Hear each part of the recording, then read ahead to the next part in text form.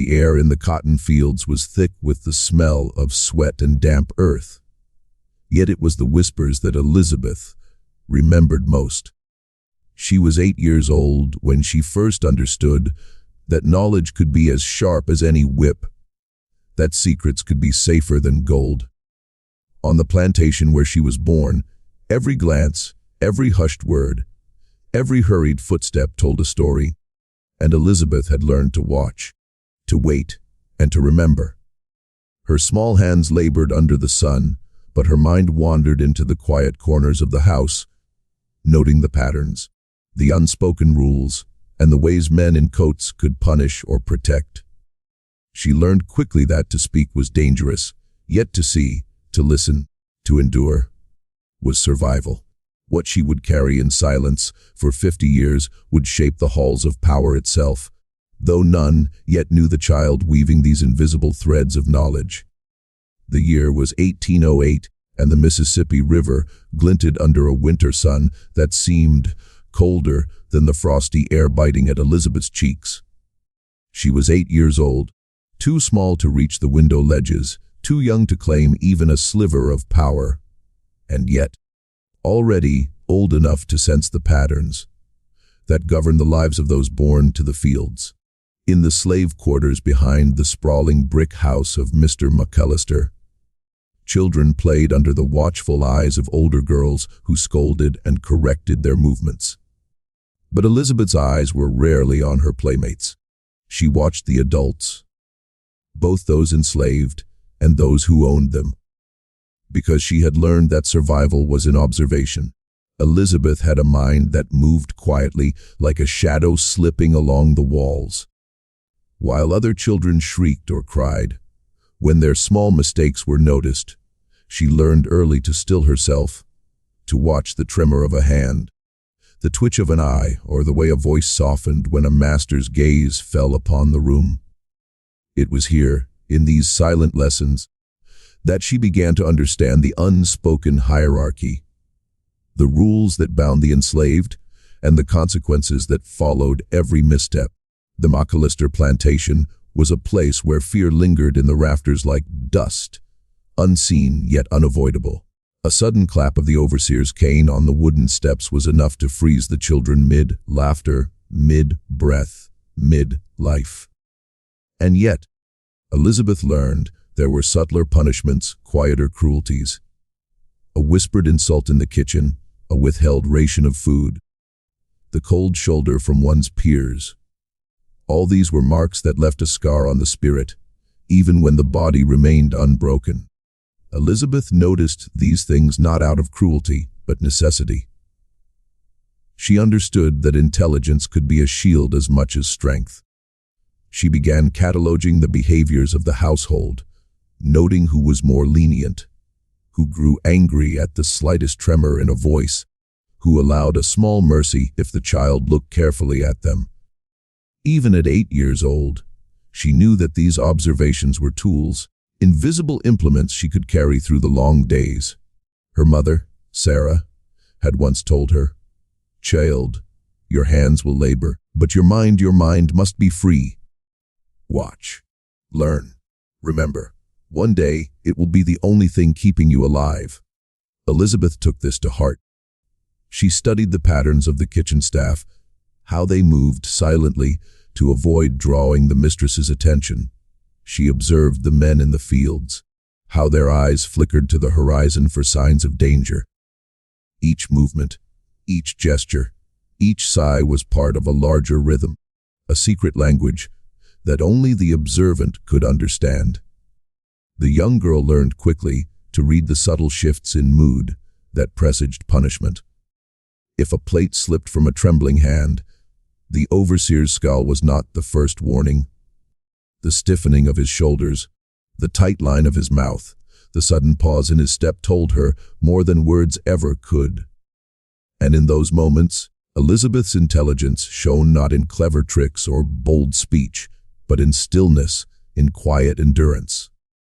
She learned to step back, to lower her gaze, to breathe evenly, and to wait until the storm passed. Yet it was not fear alone that guided her. Elizabeth's keen mind was also curious. She wanted to understand the world of those who wielded power. She noticed how Mr. McAllister's wife chose words carefully in the parlor, how she could command obedience with a glance or a gentle nod, how the subtleties of dress, posture, and voice could alter outcomes in ways brute strength could not. Even as a child, Elizabeth could see the invisible levers of influence and control, and she committed these lessons to memory.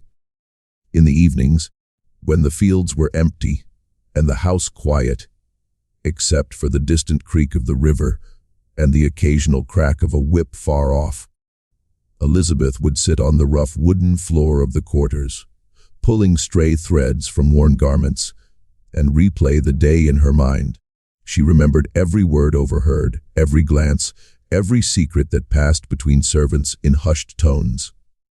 These memories were treasures, though she could share none of them aloud. To speak too freely was to invite punishment, or worse, the wrath of men who cared nothing for a child's life. So she stored them away, quietly, patiently, like seeds that might one day bear fruit.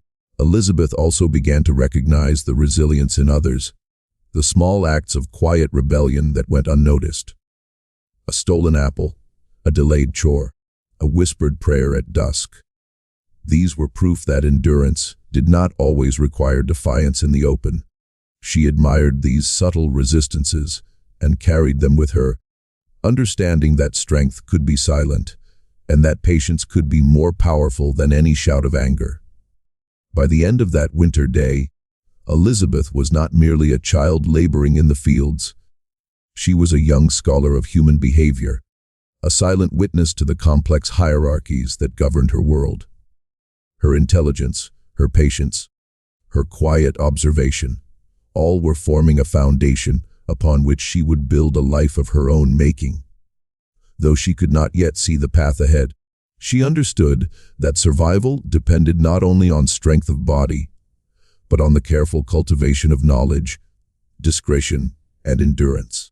And so Elizabeth, small and seemingly powerless, carried her awareness like a lantern in the dark, illuminating the hidden corners of a world designed to keep her in shadow.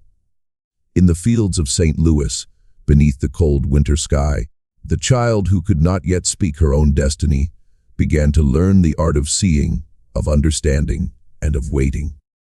It was here, in silence and endurance, that Elizabeth Keckley's journey truly began. A journey that would one day reach the halls of power, carrying the weight of secrets no one else could hold. The year was 1820, and the cobblestone streets of Baltimore were slick with winter rain. Elizabeth was now 20 years old, slender but strong, with hands roughened by years of labor, yet skilled enough to transform plain cloth into garments of delicate beauty. She had left the fields of Missouri behind, but the memory of that cold winter in St. Louis, when she first learned the value of watching and listening, lingered in her mind like the echo of distant bells. Baltimore was a city alive with whispers, the low hum of commerce, and the quiet tension of freedom pressed against the chains of slavery. Elizabeth had found work in a large household as a seamstress, a position that, though humble, granted her access to conversations not meant for her ears. The misty mornings and long evenings in the tailor's workshop became her classroom. She learned to interpret not only the spoken words, but the unspoken ones. The pauses, the glances, the careful choice of phrasing. It was in one of these quiet mornings that Elizabeth overheard her first truly dangerous secret. The mistress of the house, a woman of rigid propriety, spoke in hushed tones to a visiting gentleman about plans that, if discovered, could ruin lives. Elizabeth's ears, trained from childhood, caught every word, every inflection, and she committed it to memory. Her pulse quickened, but her face remained calm, her hands steady over the folds of fabric she stitched. She knew that to react, or to speak, would be to invite disaster. Knowledge, she understood, was not always power, it was responsibility, and it must be carried carefully. Elizabeth had learned the subtle rules of discretion. She spoke only when necessary, and then in ways that drew no attention. She asked questions about threads, seams, and measurements, masking her curiosity behind the pretense of work. But in her mind, she cataloged the hidden alliances, the quiet resentments, the secret arrangements whispered behind closed doors. She remembered everything. Not merely for herself, but for the day when these secrets, like seeds, might bear fruit. One afternoon, she witnessed a servant, older and trusted, being reprimanded in a manner that was not overtly violent but far worse erasure. His work was criticized publicly, his contributions dismissed, his dignity stripped with words alone. Elizabeth felt a familiar pang of recognition. She remembered St. Louis, remembered the whispered rules of survival. It was in these moments she learned that cruelty often wore the mask of civility, and that endurance required a keen eye as much as a steady hand. As weeks passed, Elizabeth became aware that her role as seamstress granted her access to the family's private affairs. She mended torn garments for visiting dignitaries and politicians, each visit a window into a world of influence. She would never openly enter. She listened as they debated policies that affected the lives of hundreds, even thousands of enslaved people. She memorized the tone of voices, the subtle hints of ambition, the quiet threats couched in polite language. Every secret she overheard, every private plan, was stored in the hidden chambers of her mind, protected by the vigilance and patience honed over years. Elizabeth also began to understand the cost of knowledge. There were moments when the weight of what she had learned pressed upon her chest. Like the river mist settling on the city, she carried the fears of others in silence, the hopes, the anxieties, the unspoken terrors. She could neither warn them nor act, for to do so would be to betray her own survival. And yet, in this quiet endurance, she discovered her strength. Patience became her armor, observation her sword, and discretion her shield. It was during one evening, in the dim glow of a single oil lamp, that Elizabeth first reflected on the paradox of her situation.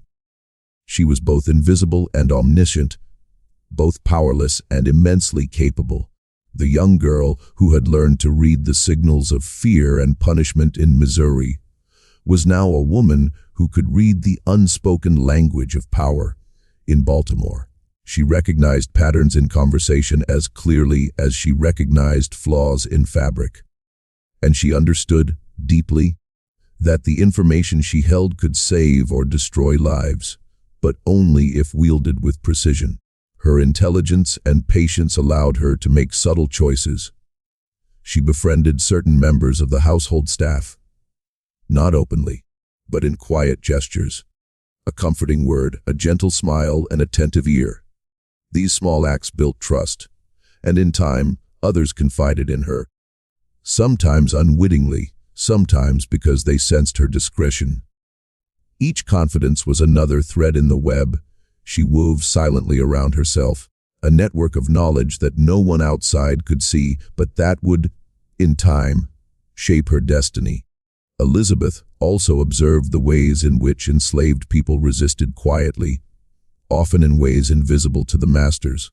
She saw the way a servant hid a loaf of bread for a sick child, the way a mother softened the punishment for her younger charges, the way small acts of kindness and cunning preserved dignity in a world that sought to erase it.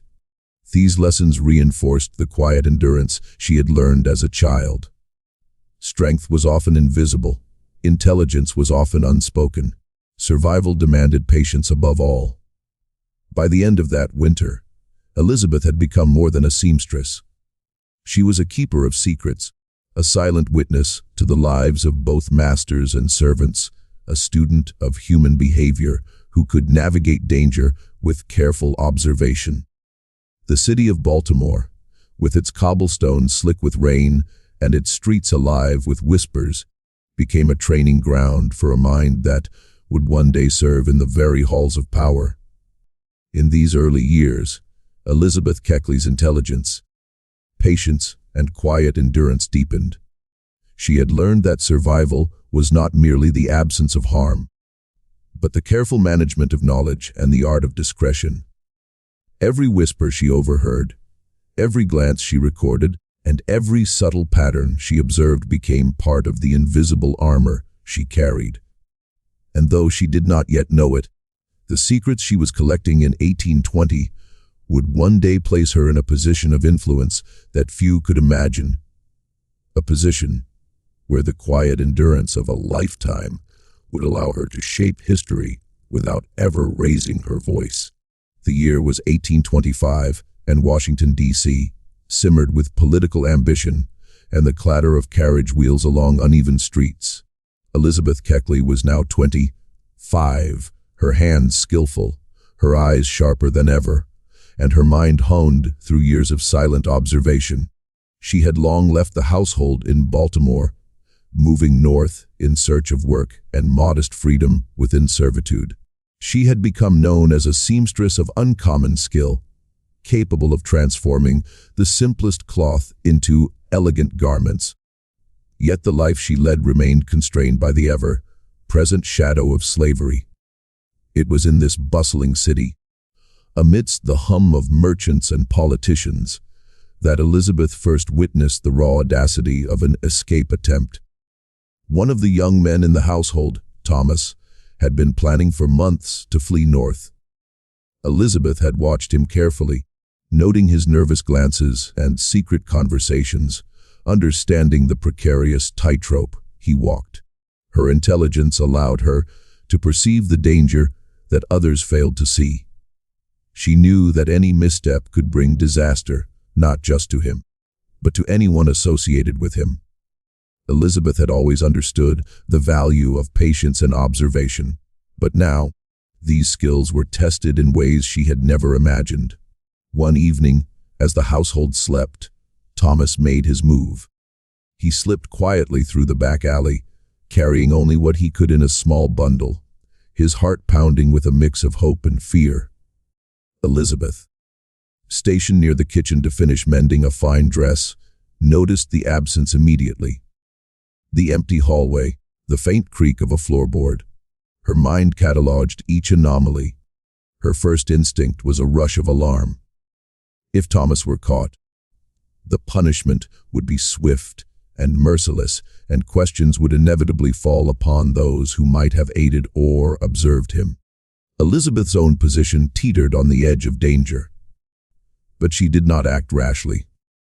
She had learned that survival depended not on impulse, but on quiet endurance and the careful weighing of each moment.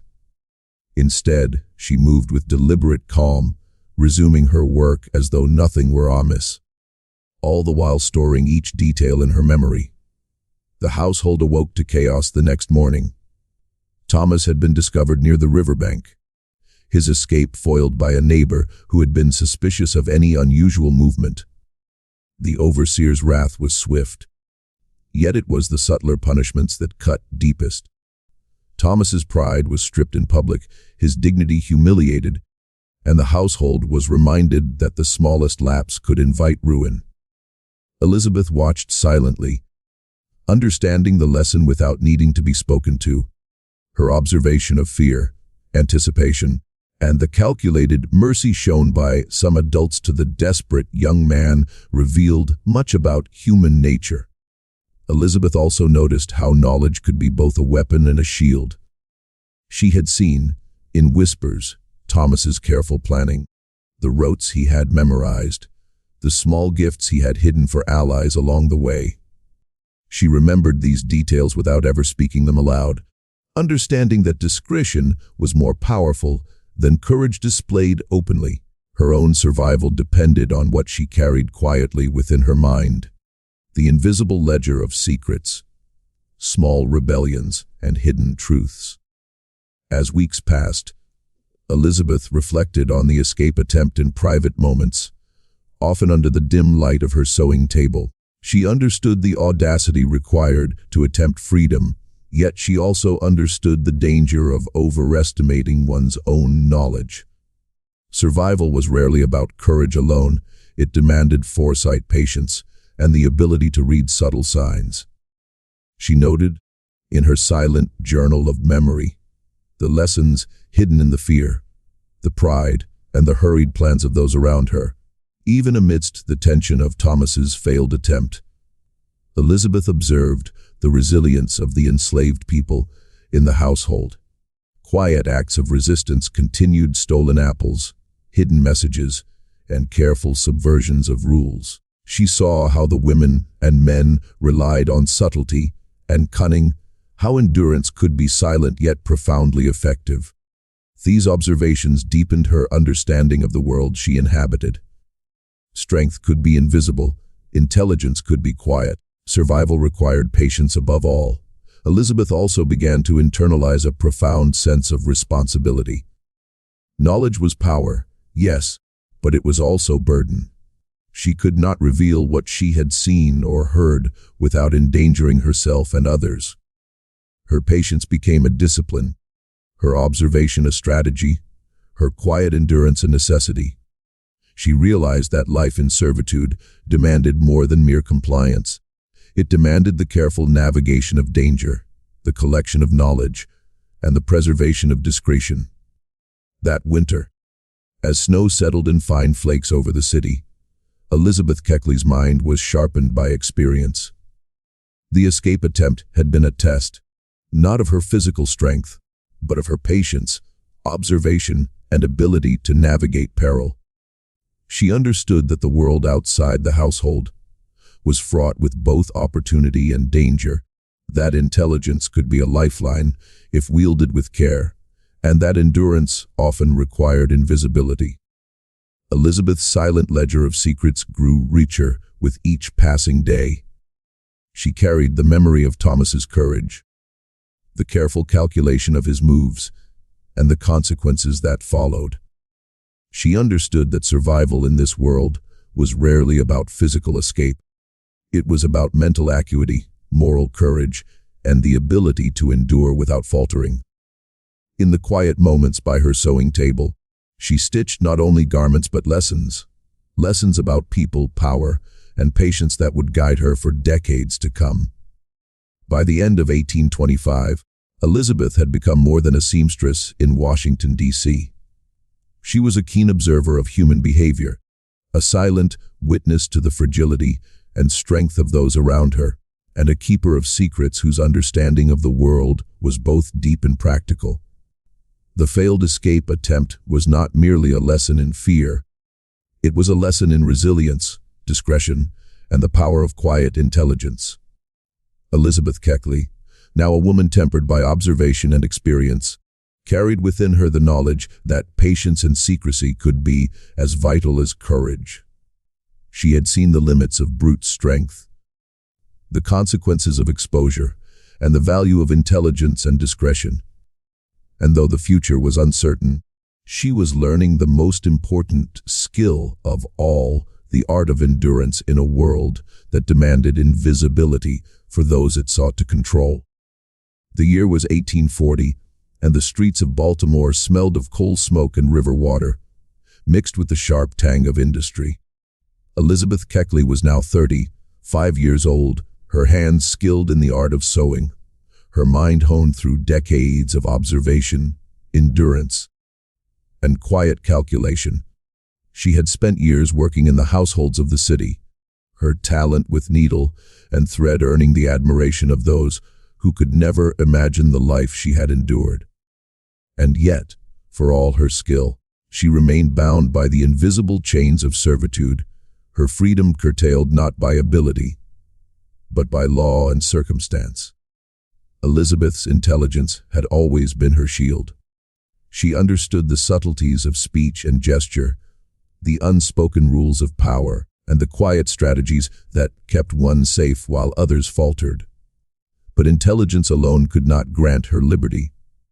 For that, she would need patience, cunning, and an unyielding resilience. In the small rooms where she labored over delicate gowns, she began to see the paths toward freedom not as sudden leaps, but as a series of deliberate, calculated steps. Her first step was mastery of her trade. Elizabeth devoted herself to sewing with a precision and artistry that elevated her work above that of her peers.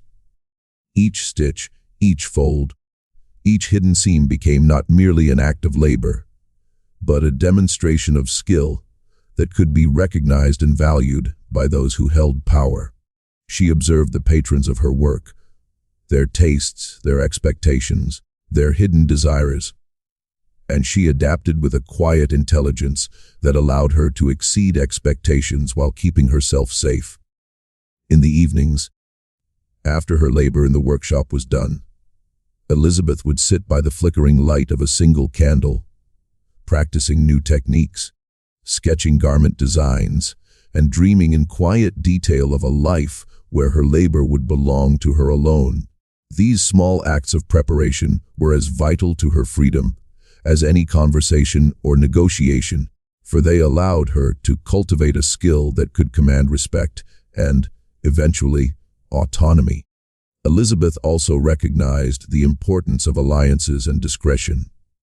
She carefully cultivated relationships with those who could aid her, never revealing the depth of her plans or the scope of her intelligence.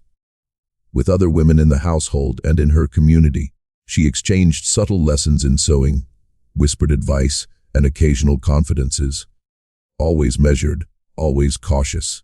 Each connection was a thread in a growing network that could support her when the time came to claim her liberty. Her opportunity arrived in the form of both circumstance and courage. The mistress of one household had promised to manumit her after years of faithful service, though such promises were often contingent and subject to delay. Elizabeth, aware of the uncertainty of verbal assurances, approached the prospect with patience and calculation. She gathered the necessary documents, learned the legal requirements, and quietly ensured that she had the proof needed to secure her freedom. She understood that the law, though limited in its protection of people like her, could be used as a tool if approached with intelligence and persistence. But the path to freedom was not without peril. Other enslaved individuals warned her of deceit, of the ways in which promises could be revoked, of the sudden cruelty of men who sought to retain control. Elizabeth listened carefully, absorbing their counsel without panic or rash action. She understood that patience, observation, and discretion were her most powerful tools, and she exercised them with the calm precision she had cultivated over decades. In the quiet hours of night, she reflected on the lessons of her life. She remembered St. Louis, where as a child she had learned to observe without being seen. She remembered Baltimore, where she had overheard secrets that might have cost her life if revealed. She remembered the failed escape of Thomas and the delicate balance of courage and caution that had preserved her own safety. Each memory was a reminder that freedom was not merely an act of boldness, but a careful orchestration of intelligence, skill, and endurance. Finally, after years of preparation, Elizabeth secured her freedom. The document granting her manumission was simple in appearance, but monumental in significance. She held it close to her heart, knowing that the journey that had begun in the cotton fields of Missouri had reached a turning point in the cobblestone streets of Baltimore. Yet even in this moment of triumph, she did not celebrate openly. She had learned that freedom, once granted, must be protected, nurtured, and exercised with care. With her liberty now secured, Elizabeth turned her mind to how she would build a life of independence. She opened a small workshop of her own, taking on commissions from the city's elite, including families of influence who were unaware that the woman behind the needle had once been a slave. Her skill, patience, and intelligence now became her currency in a world that had once sought to deny her both voice and opportunity. Every gown she stitched was a testament not only to her craftsmanship, but to the resilience and quiet endurance that had guided her through decades of oppression. Even as she prospered, Elizabeth continued to observe the world with the same careful intelligence that had sustained her in slavery. She noticed the subtle hierarchies of power in free society, the ways in which influence and discretion shaped outcomes, and the hidden vulnerabilities of those who believed themselves secure. She understood that freedom was not merely the absence of chains, but the constant cultivation of skill, awareness, and resilience. Elizabeth Keckley's path to freedom was neither sudden nor easy. It was the culmination of years of careful observation, patient endurance, and intelligence applied with precision. Her hands had labored for decades, but it was her mind, her capacity to understand, to plan, and to endure, that truly carved her path from servitude to autonomy. In the workshops of Baltimore, amid the scent of fabric and the quiet hum of sewing machines, Elizabeth began to shape not only garments but a life of independence, influence, and dignity. A life that would, in the years to come, bring her into the presence of presidents and the corridors of power. The year was 1860, and Washington, D.C., shimmered with both grandeur and unease. Cobblestones glistened beneath the pale light of gas lamps, and the air carried a mixture of river fog, horse sweat, and the faint scent of coal smoke. Elizabeth Keckley, now 50 years old, had traveled a long path from the cotton fields of Missouri to the heart of the nation's capital. Her hands, once small and unsteady, were now deft and unerring, capable of turning simple fabric into garments of refinement. But it was not her skill with thread that would define this chapter of her life. It was her mastery of discretion, observation, and patience. Elizabeth had established herself as a dressmaker of extraordinary talent, known among the city's elite for her precision, artistry, and quiet professionalism. Her shop, tucked into a modest row of buildings near the capital, had become a place where women of influence entrusted their garments, and sometimes, unknowingly, their confidences, to her care. She carried within her mind a ledger of human behavior, of secrets whispered and overheard, each one stored with careful precision. These were not trivial matters. They were truths that could destroy reputations, ruin lives, or alter the course of history. It was in this capacity that Elizabeth caught the attention of one of the city's most prominent figures, Mary Todd Lincoln. The young woman, recently married to Abraham Lincoln, required a dressmaker capable of both skill and discretion. Elizabeth's reputation preceded her, and she was summoned to the household, aware that this new position would place her closer than ever to the private lives of those in power. Yet Elizabeth understood, as she always had, that proximity to influence demanded vigilance. Every word overheard, every subtle gesture observed, might one day carry consequences far beyond her own life. From her first day in the Lincoln household, Elizabeth assumed the role she had cultivated for decades: silent observer. She mended gowns, fitted bodices, and measured hems, all while her mind catalogued the rhythms of the household. She noticed the tensions in private conversations, the fleeting glances that conveyed more than speech, the quiet anxieties that passed between family and servants alike. Her intelligence, patience, and keen perception allowed her to navigate these delicate spaces with the same care she had once used to survive in slave quarters. Elizabeth understood that the knowledge she held was both gift and burden. She remembered the whispers of Baltimore, the failed escape of Thomas, the lessons learned in Missouri, all of which had taught her that secrecy could preserve life. Now, in the Lincoln household, the stakes were higher. Every overheard worry about finances, every faint expression of political fear, every private argument became a piece of the invisible mosaic she carried in her mind. These were secrets she could neither reveal nor betray, yet they became part of the quiet architecture of her existence. The mistress of the house, Mary, proved both exacting and capricious.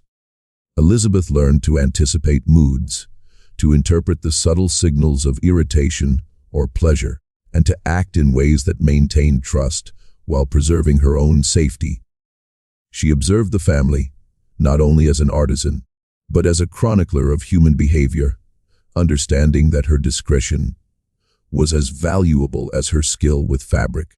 It was a position that required constant vigilance, patience, and intelligence, a role Elizabeth had trained for her entire life. In these years, Elizabeth also reflected on the resilience required of those who had endured slavery and now lived within the confines of freedom. She saw the quiet endurance of others, the ways in which human dignity could persist in the smallest gestures.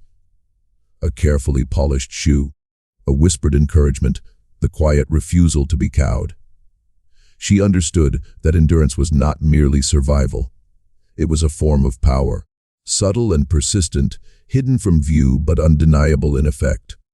Elizabeth's days became a careful rhythm of labor, observation, and reflection. She memorized the patterns of speech, the subtle expressions, and the unspoken fears that surrounded her. She carried in her mind the memories of the young children she had once been with, the lessons learned in fields and workshops, the secrets overheard and preserved. These memories were heavy, yet they were also her inheritance, a testament to a life forged in observation, intelligence, and quiet endurance. The passing years brought both triumphs and sorrows. Elizabeth's skill earned her respect and influence, yet she remained ever aware of the fragility of her position. One misstep, one careless word, and the delicate trust she had built over decades could vanish. And so she moved carefully through each day, her mind always attentive, her senses always alert, her heart tempered by the weight of memory and responsibility.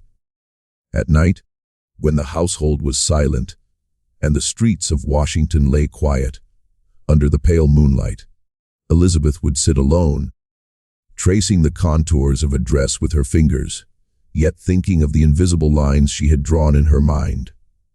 She remembered Missouri, Baltimore, and all the spaces in between, the years of listening, watching, and understanding. She understood that she had become both witness and guardian of truths that might never be spoken, that the survival of many depended upon her discretion. And in these moments, Elizabeth Keckley understood something deeper than freedom or skill. She understood memory, the way it preserves both sorrow and wisdom, how silence can shield the vulnerable, and how endurance becomes a force as real as any visible power. For 50 years, she had carried these lessons in her mind, learning to survive, to observe, and to endure. The fabric she stitched was not only cloth, but the quiet architecture of a life lived with vigilance, intelligence, and care.